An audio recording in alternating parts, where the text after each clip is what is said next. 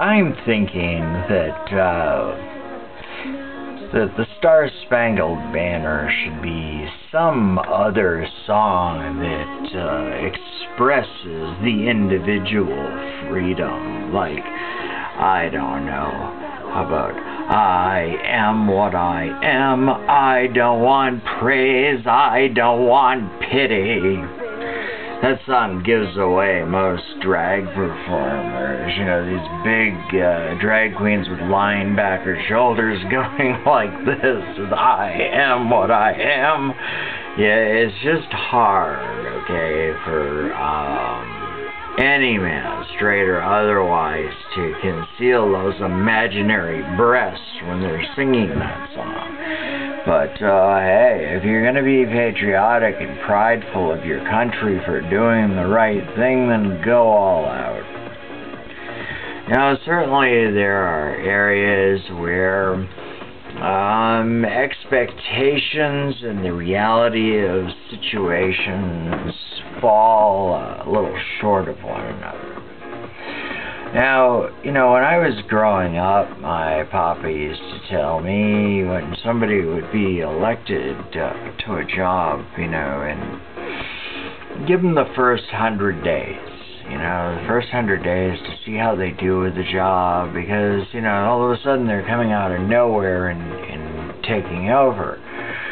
In the case of the presidency of the United States, no one can prepare for it. You know, those who accuse me of being soft on President Obama, I love saying that, President Obama, President Obama, and the way I can feel certain places in the South cringe. You know, they think in pictures down there like everywhere else, and whenever you say President Obama, sure as the goddess made little green apples, some old white southerner is thinking, oh my dear, a Negro finally got elected to the White House. Doom is here. We are going to peril. You know, it's all so stupid, and hopefully, and I have the intuition that tells me it's going to be like this, where 100 years from now, with the problems the world faces, they're going to look at us and those who lived before us as a bunch of idiots. There's not going to be any great pride. When the great gray race is finally formed and the melting pot truly works, I think the world's going to have a lot less problems. And I think the fact that we have mixed races in this life may very well save the human race. You know, like it or not, I mean, over generation after generation in these areas, there was so much inbreeding going on, and it weakened us as a species.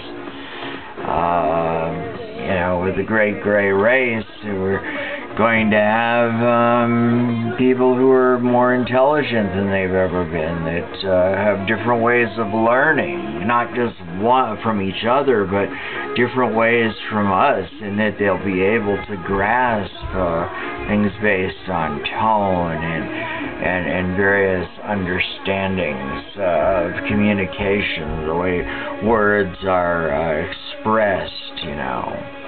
I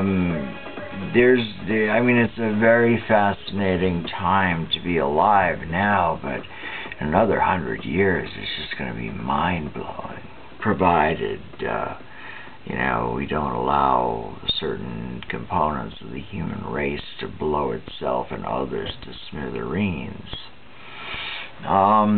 You know, just looking at what a lot of things, looking at, you know, the way a lot of things were done within the last 20 or 30 years, you know, when we are hating on Muslims, people have a pretty good visual in their mind of what the person looks like that they're hating. They're of darker skin, but not quite African. They're of, you know, the tribes of Abraham, but they're not quite Christian. And in the words of some Southern Baptist, and thank the Lord they're not Jewish. Well, actually, they're Semitic, and those who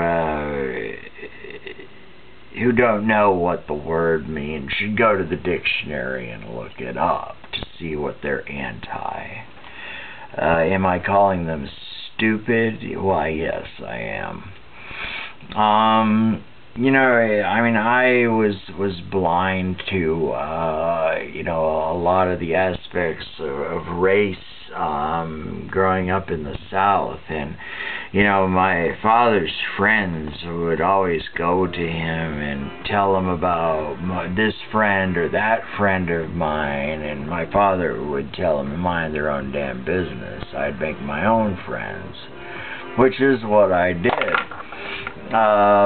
You know, I was married for about 5 years to an Australian woman who's Aborigine.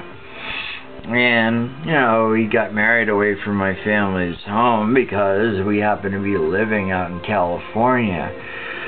And we got back into the family estate at around 3 in the morning, and people were asleep, so, you know, we just went to bed, and I woke up the next morning, and there's all this racket, and dogs are barking, and my cousin, Bruce, God rest his soul, you know, was having an asthma attack in the living room, and, my other cousin came running in, and she said to me, "Why didn't you tell us?" And I'm like, "Tell you what?"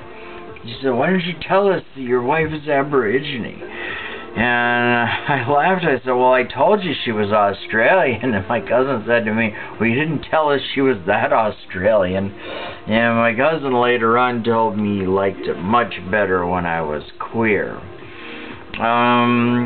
You know, but then later on at the dinner table, people started to process what it all meant. And one of my younger cousins asked the question. It's like, does you even see those kind of differences in people?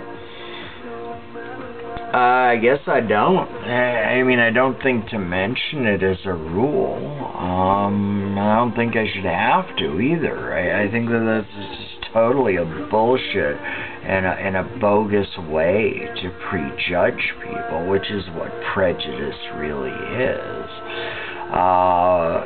You know, I would hope that with those haters out there who don't like me, that they could at least be a little more original when they pull out the old menu and start to take my inventory for me. That, by the way, is something we'll save for a future broadcast. It's the taking of inventory. You know, there are people out there who get very high school. And at some point, I may talk about a few of them, but, you know, it is far worse to have somebody sit there and tell the truth about you to your face, and perhaps in front of people, far more devastating than to have somebody being all high school about it and telling lies. When I take somebody's inventory, I vivisect them honestly and articulately under the microscope. It's not something that I'm necessarily proud of or ashamed of. It's just, you know, in this life you have to learn how to defend yourself. It is better to die on your feet than live on your knees. You know, you shouldn't stand for it. You teach people how to treat you. That's it. You can do it diplomatically and politely, and when diplomacy fails, you can get out your own little menu book and dress them down. This is Use the Fairy King talking about some of the more painful aspects of life, like pissing me off. Thank you so much. Have a wonderful life. Goodbye for now.